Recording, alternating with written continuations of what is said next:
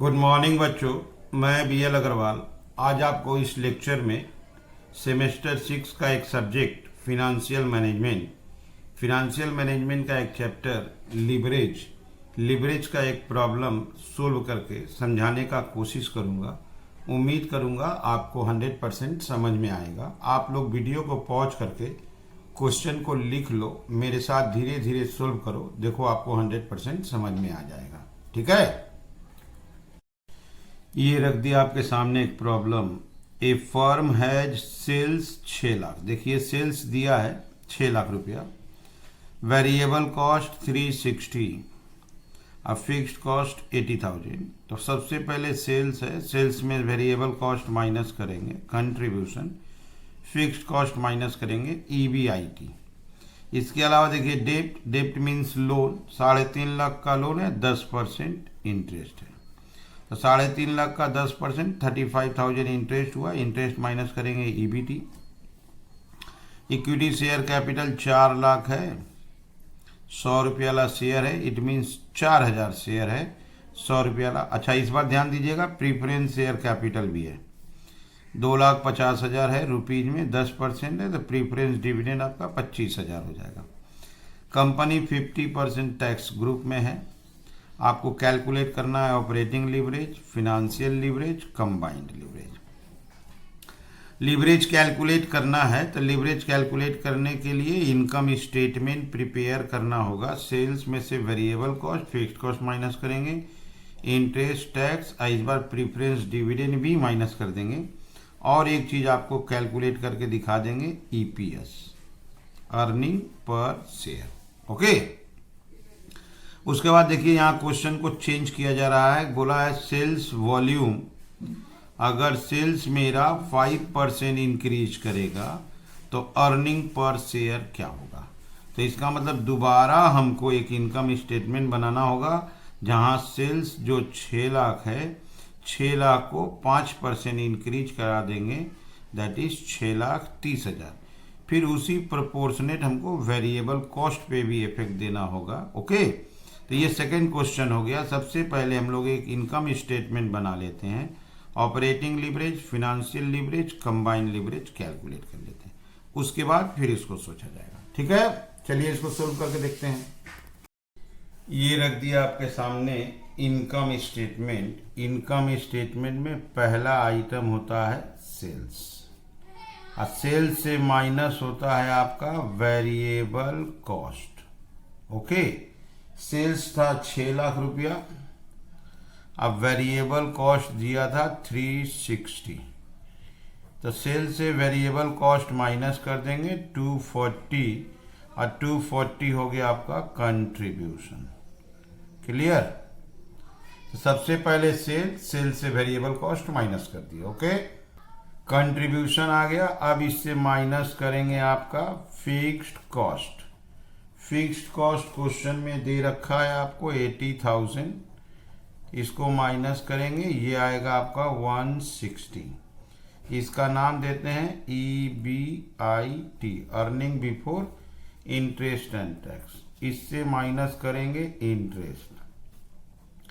3,50,000 रुपया का हम लोग का डेप्ट है, और 10% के हिसाब से है, तो इंटरेस्ट आपका 35,000, तो ये आया 125। इसको बोलते हैं EBT, अर्निंग बिफोर टैक्स।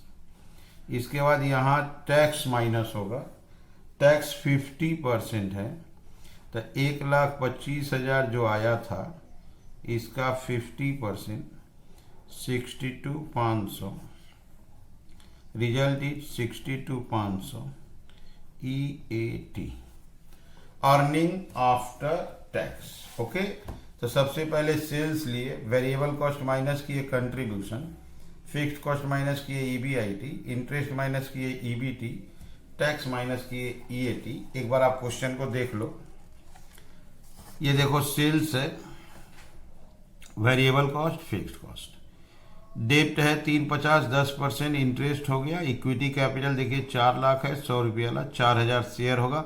यहाँ ध्यान दीजिए प्रीफरेंस कैपिटल है 2.5 लाख, 10% तो 25,000 रुपया प्रीफरेंस डिविडेंड होगा, टैक्स देखिए 50% है। तो अभी हमको प्रीफरेंस डिविडेंड भी माइनस करना है। ओके, इससे माइनस करेंगे preference dividend. Preference share capital आपका 2,50,000 था। परसेंटेज ऑफ प्रीफरेंस आपका 10% था, 25,000। ओके, तो 62,500 से 25 माइनस हुआ, दैट इज 37,500। इसको बोलते हैं earning available for equity share holders, EAES, earning available for equity share holder. तो ये बन गया इनकम स्टेटमेंट। अब हमको लीवरेज कैलकुलेट करना है। Degree of operating leverage, that is dollar. Formula is contribution divided by EBIT। आप इनकम स्टेटमेंट में देखो, कंट्रीब्यूशन 360, कंट्रीब्यूशन 240 और EBIT 160। यहाँ लाते आपको 2,40,000 और 1,60,000। 2,40,000, 160, 1.5। दो नंबर लाते हैं। Degree of financial leverage, DFL। इसका फॉर्मूला है EBIT डिवाइडेड बाय EBT। याद रहे क्वेश्चन में प्रीफरेंस डिविडेंड है, तो preference dividend 1 minus T for tax. अब इसको यहाँ फिलअप करना होगा। EBIT आपका 1,60,000 था।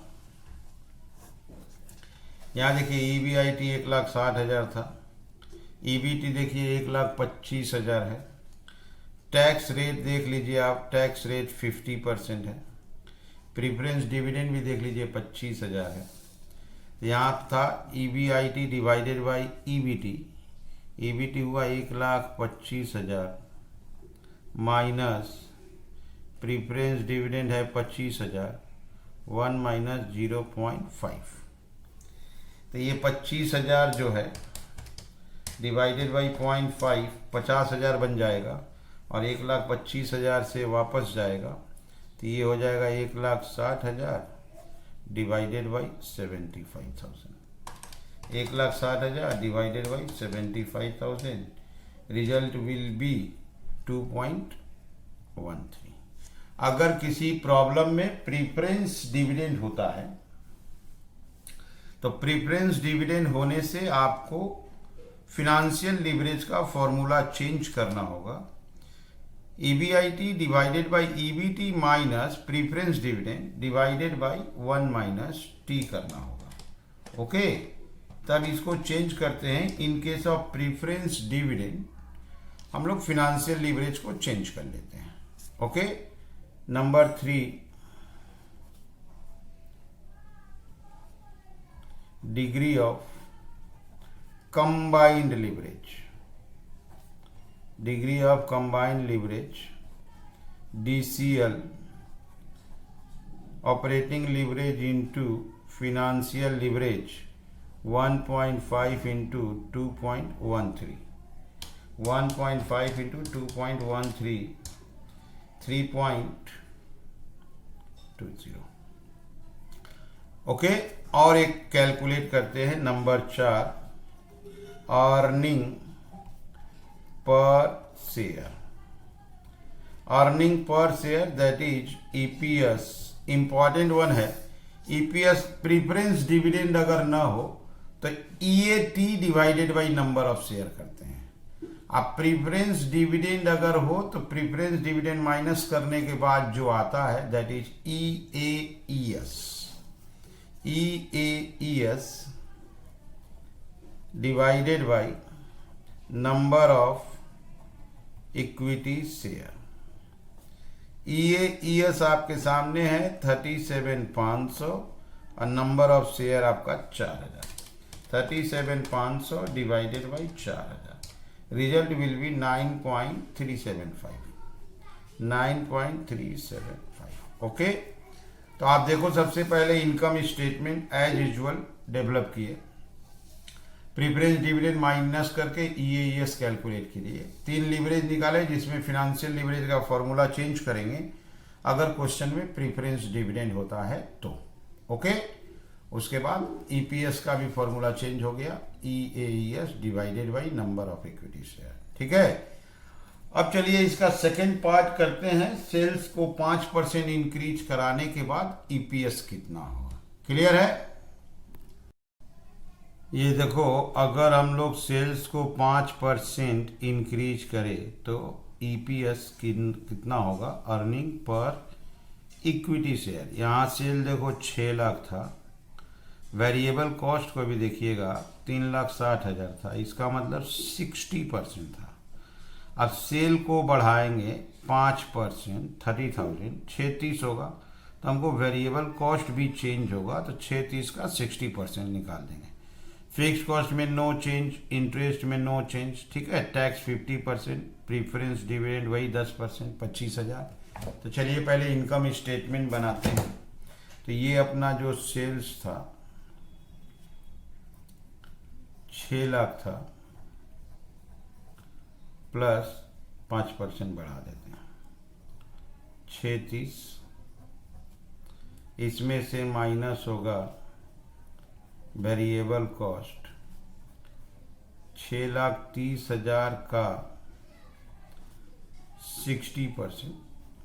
पहले आपका 360 था, 30,000 बढ़ा है तो उसको भी बढ़ाना होगा, तो 6,30,000 का 60% आपका आएगा 378,